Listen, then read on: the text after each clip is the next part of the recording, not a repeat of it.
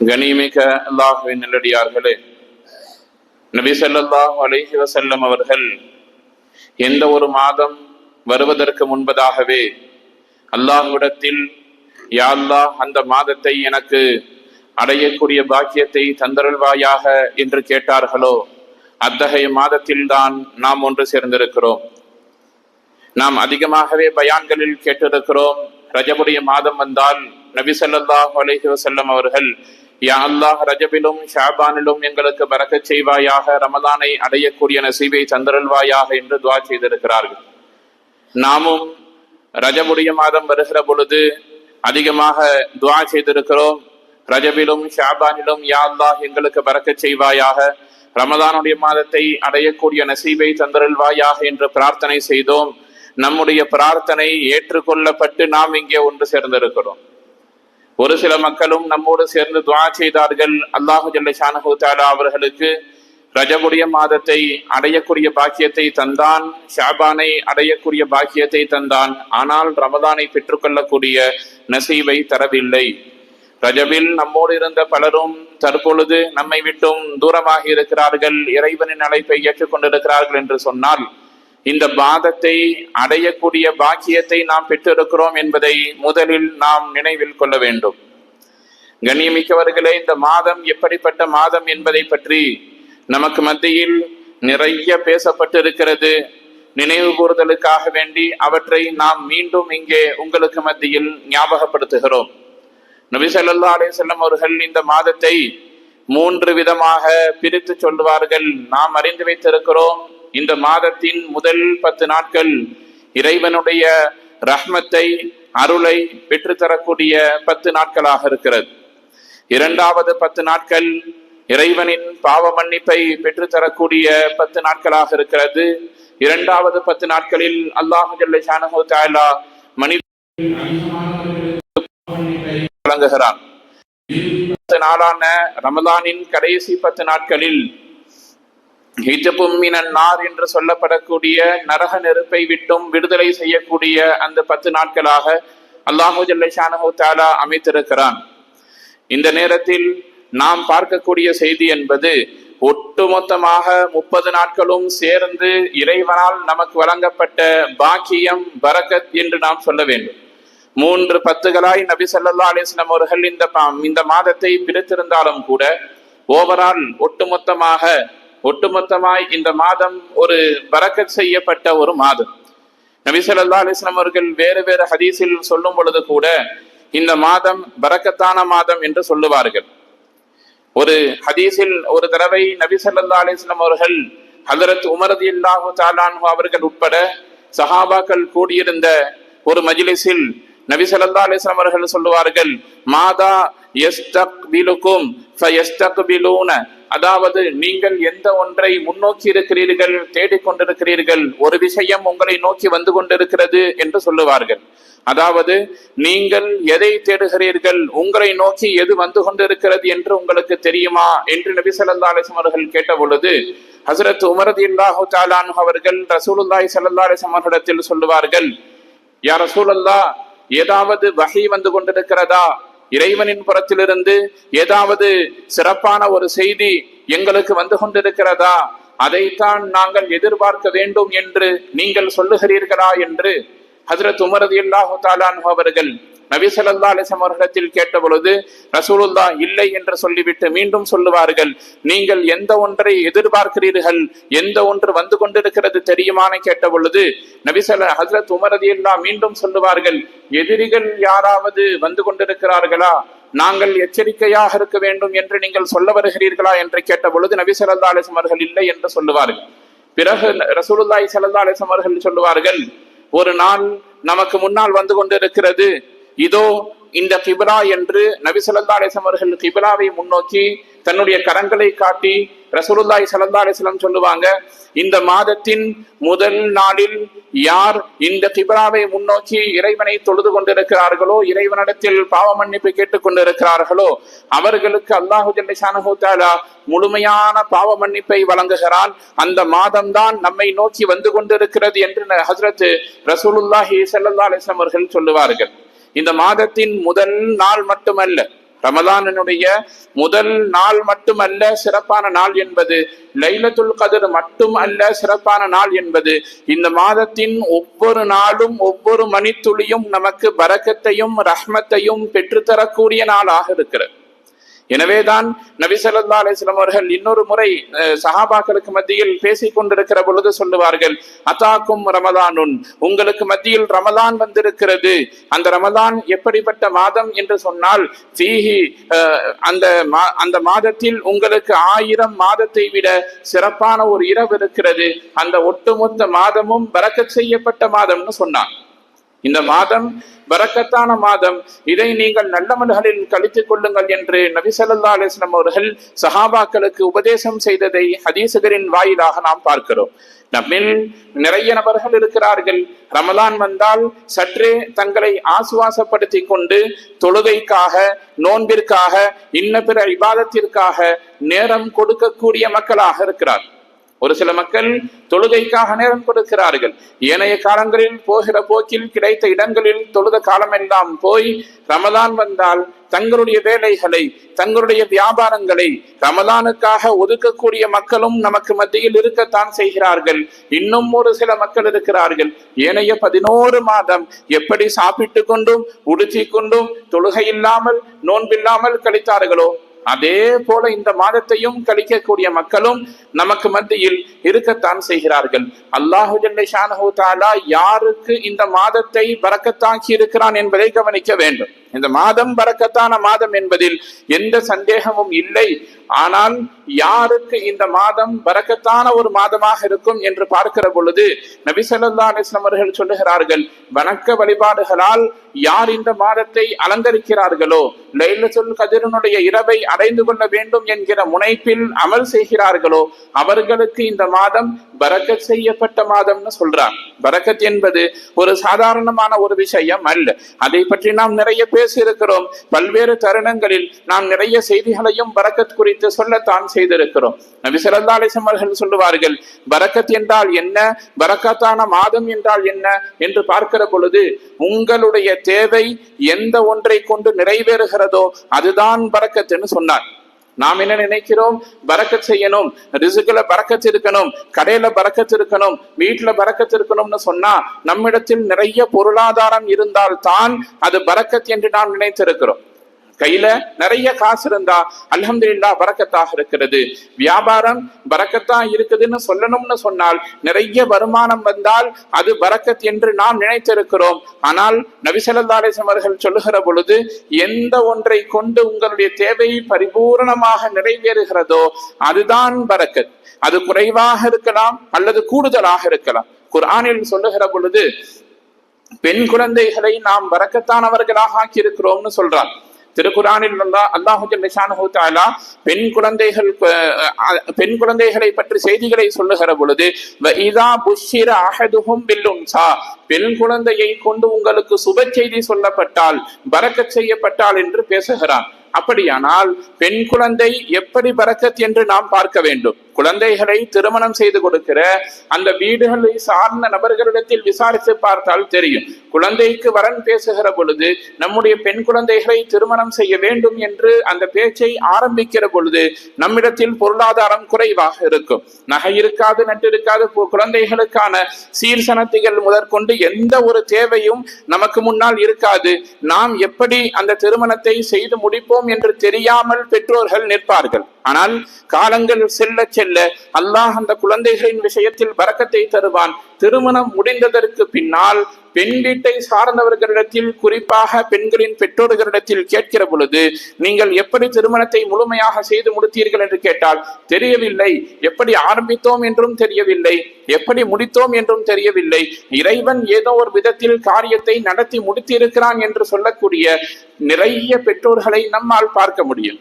எனவேதான் ஒரு காரியம் எப்படி, எங்கே, எப்படியெல்லாம் நடக்கும் என்று நாம் திட்டமிட்டு வைத்திருப்போம். ஆனால் அல்லாஹ் ஒரு விஷயத்தில் பரக்கத்தை செலுத்தி விட்டான் என்று சொன்னால் லேசான முறையில் ஒரு தேவை நடந்து முடியும். அதைத்தான் மார்க்கம் பரக்கத் என்று நமக்கு சொல்லித் தருகிறது.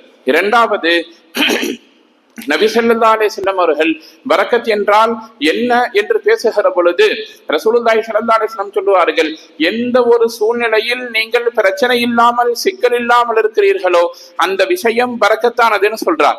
வீடுகளில் குடும்ப வாழ்க்கையை நீங்கள் நடத்தி கொண்டிருக்கிறீர்கள், எல்லா குடும்பங்களிலும் சிக்கலும் பிரச்சனையும் இருக்கும்.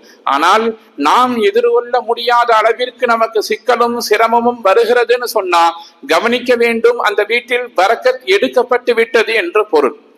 நாம் வியாபாரம் செய்து கொண்டிருக்கிறோம், வியாபாரத்தில் தாங்க முடியாத நெருக்கடியும் பிரச்சனைகளும் சிக்கலும் வருகிறதுன்னு சொன்னா அங்கே பரக்கத் எடுக்கப்பட்டு விட்டது என்று பொருள். எந்த ஒரு இடத்தில் பரக்கத் இருக்கிறதோ அங்கே பிரச்சனை இருக்காது என்று நபி ஸல்லல்லாஹு அலைஹி வஸல்லம் அவர்கள் சொல்லி தந்திருக்கிறார்.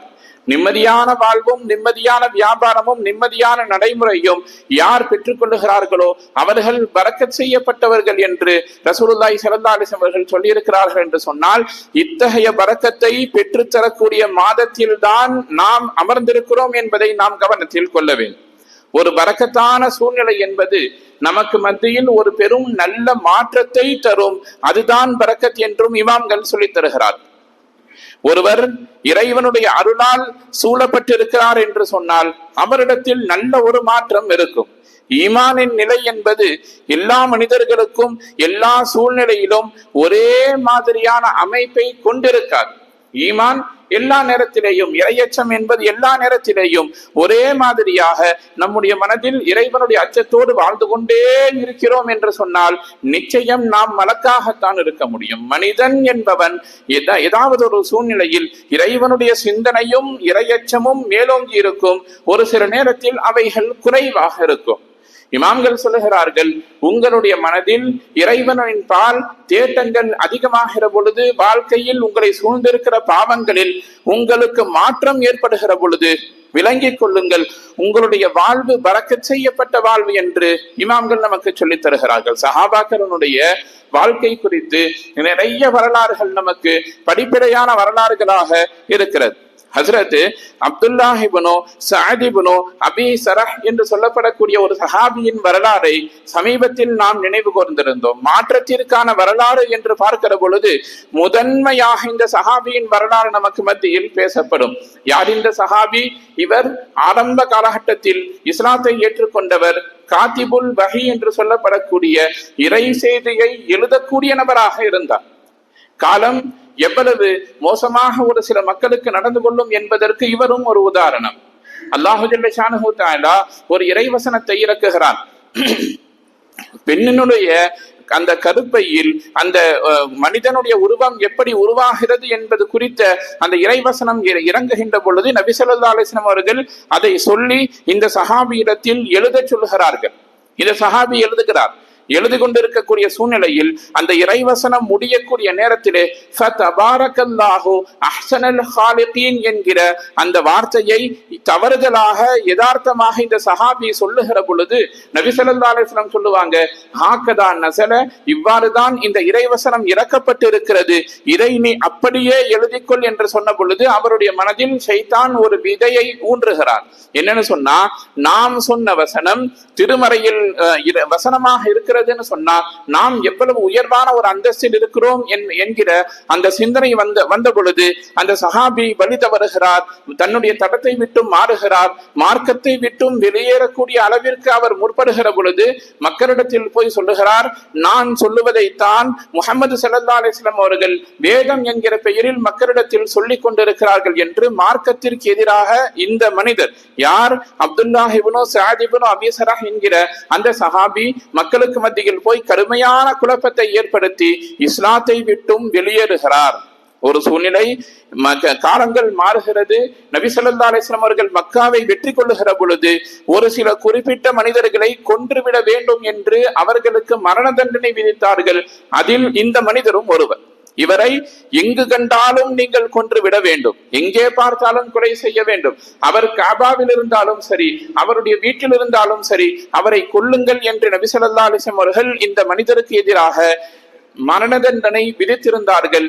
ஹஜ்ரத் உஸ்மான் ரலியல்லாஹு தஆலா அன்ஹு அவர்களுடைய உதவியோடு நபி ஸல்லல்லாஹு அலைஹி வஸல்லம் அவர்களுடைய மஜ்லிஸிற்கு வந்து இவர் தன்னுடைய குற்றத்தை ஒப்புக்கொண்டு பாவ மன்னிப்பு கேட்கிறார். நபி ஸல்லல்லாஹு அலைஹி வஸல்லம் அவர்கள் இவரை மன்னித்தார்கள். மிக நீண்ட நெடிய வரலாறாக இருக்கக்கூடிய இந்த வரலாற்றில் நமக்கு சொல்லப்படக்கூடிய அழுத்தமான செய்தி என்பது, தௌபா செய்ததற்கு பின்னால் மீண்டும் இந்த சஹாபி மார்க்கத்திற்காக தன்னை அர்ப்பணம் செய்து கொண்டார். நிறைய போர்க்களங்களில் கலந்து கொண்டார். மார்க்கத்திற்காக நிறைய சேவைகளை செய்தார்.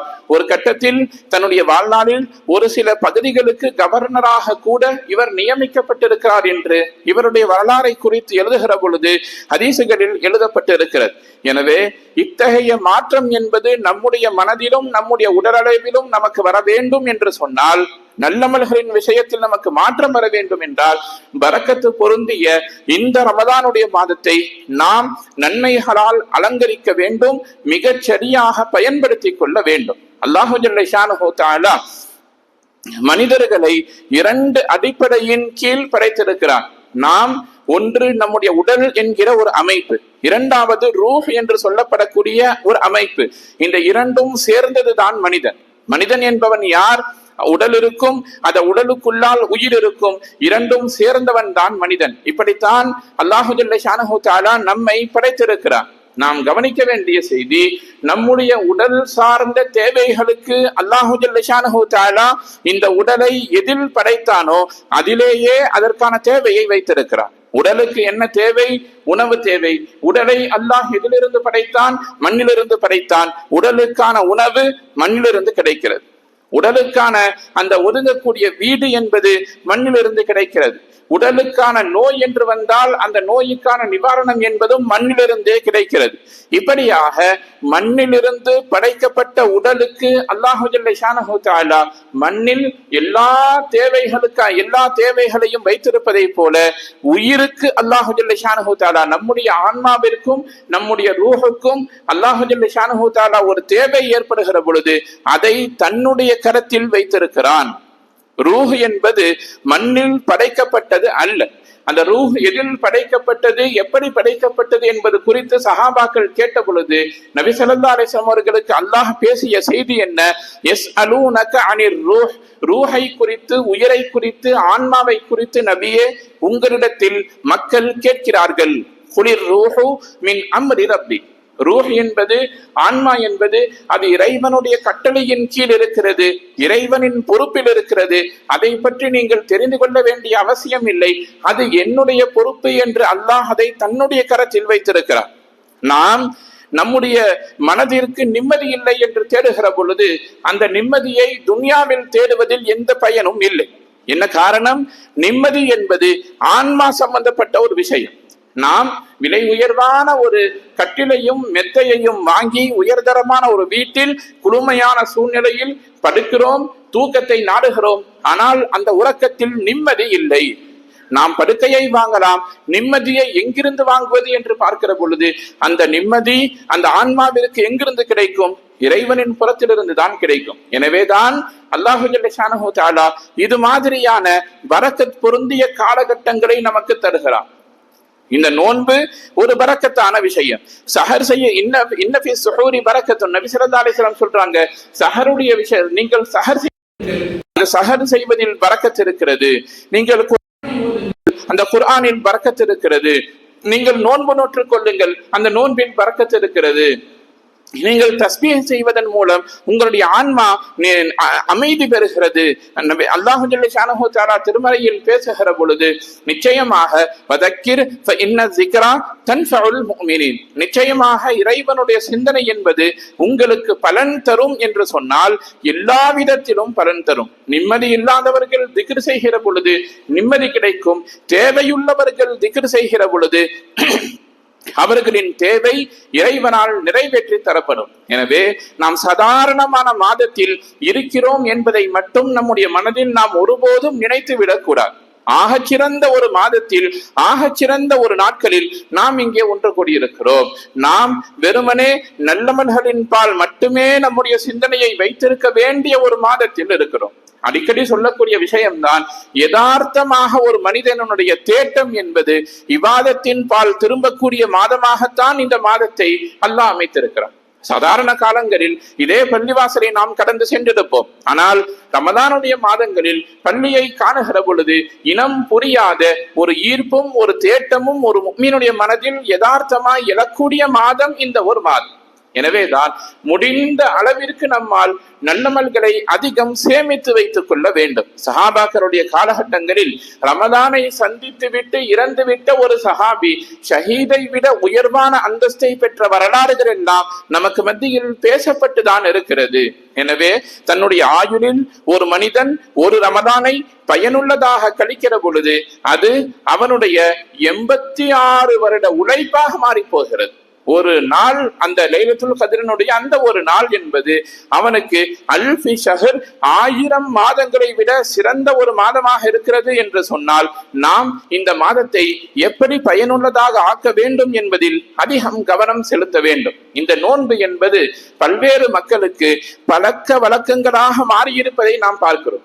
ஒரு சில மக்கள் இதை பரக்கத்தாக பார்ப்பதில்லை, மாறாக ஒரு பழக்கமாக பார்க்கிறார்கள். நோன்பு வைக்குதல் என்பது ஒரு காலத்தில் பெரும் தியாகமாக இருந்த சூழ்நிலையெல்லாம் போய் உடலை ஆரோக்கியமாக வைத்துக் கொள்வதற்காகவாவது ஒரு சில மக்கள் நோன்பு இருக்கிறார்கள். ஆனால் அவர்கள் நோன்பு வைக்கிறார்களே தவிர தொழுகையில்லை, நோன்பில்லை, இன்ன பிற எந்தவித இபாதத்தும் இல்லை.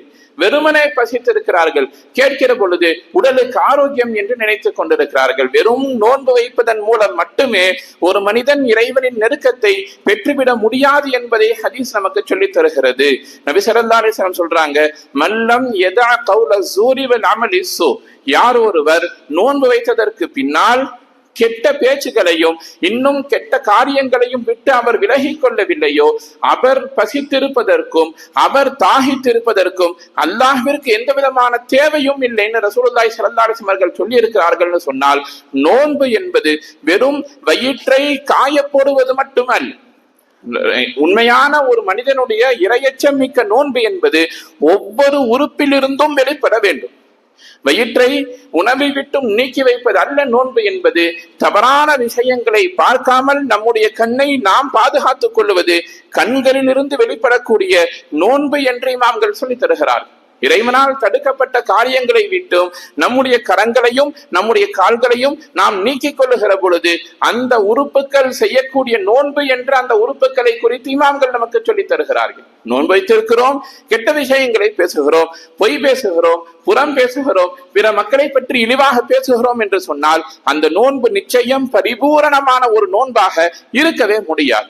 உங்களுடைய நாவுகளை பொய்யான விஷயங்களை விட்டும் புறம் பேசுவதை விட்டும் எப்பொழுது நீங்கள் தடுத்துக் கொள்ளுகிறீர்களோ அந்த நாவிலிருந்து அந்த நோன்பு அப்பொழுதுதான் முழுமையாக வெளிப்படுகிறது என்று இமாம்கள் சொல்லித் தருகிறார். நோன்பு என்பது வெறும் வயிறு சார்ந்த விஷயம் அல்ல.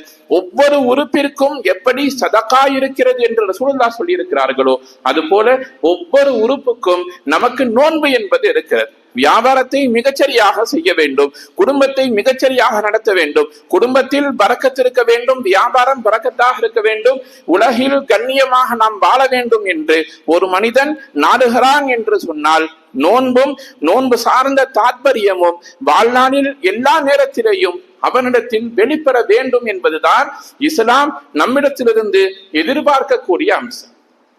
நோன்பு வைத்திருக்கிறோம், நாம் நம்மை மீறி ஒரு சில காரியங்கள் செய்வது என்பது யதார்த்தமான ஒரு விஷயம். ஆனால் இமாம்கள் நபி ஸல்லல்லாஹு அலைஹி வஸல்லம் அவர்கள் சொல்லுகிற பொழுது, நீங்கள் நோன்பு வைத்திருக்கிறீர்கள், உங்களிடத்தில் வந்து யாராவது தேவையில்லாத விஷயங்களில் தர்க்கவாதங்களில் ஈடுபட்டால் நீங்கள் என்ன செய்ய வேண்டும்? ரசூலுல்லாஹ் சொல்றாங்க, இன்னி சாயிமுன் அன சாயிமுன், நான் நோன்பு வைத்திருக்கிறேன், தவறுதலான வார்த்தைகளை பேச மாட்டேன் என்று ஒதுங்கிக் கொள்ளுங்கள் என்று சொல்லுகிறார்கள். இது வெறுமனே ரமதானுடைய காலங்களுக்கு மட்டுமானது அல்ல, மாறாக ஒட்டுமொத்த வாழ்க்கையும் நோன்பை மையமாக வைத்து சாலிஹான வாழ்க்கையாக இருக்க வேண்டும். அதைத்தான் இந்த ரமதான் நமக்கு பாடமாக சொல்லித் தருகிறது. மீண்டும் ஒரு முறை நபி ஸல்லல்லாஹு அலைஹி வஸல்லம் அவர்கள் சொன்ன அந்த ஹதீஸை உங்களுக்கு மத்தியில் நினைவூட்ட வேண்டும். அதாக்கும் ரமலானுன், உங்களுக்கு மத்தியில் ரமலான் வந்திருக்கிறது. அந்த ரமலான் எப்படிப்பட்ட ரமலான்? அது ஒரு பரக்கத்தான ஒரு மாதம். அந்த பரக்கத்தான மாதத்தை நீங்கள் பயன்படுத்தி பரக்கத்தை பெற்றுக் கொண்டால் குடும்பம் மகிழ்ச்சிகரமாக இருக்கும், வியாபாரம் பரக்கத்தாக இருக்கும், நீங்கள் செல்லும் இடமெல்லாம் சிறப்பை பெற்றுக் கொள்வீர்கள். எனவே ரமலானை முறையாக பயன்படுத்துங்கள், கண்ணியமாக பயன்படுத்துங்கள்.